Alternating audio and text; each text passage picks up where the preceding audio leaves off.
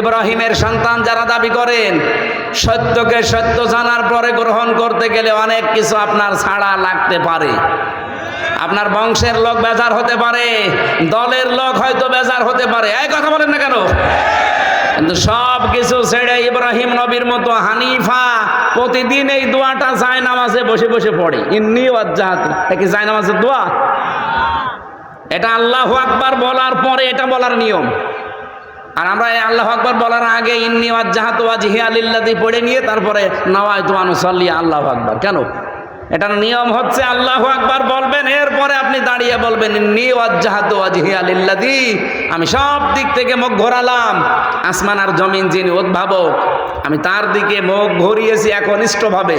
আমি জানি আমার এই মুখ ঘোরানোতে অনেকে বেজার হবে, আমার পরিবার হয়তো মানবে না, আমার বংশের লোকরা উল্টাপাল্টা কথা বলবে, এতদিন যেই মতে ছিলাম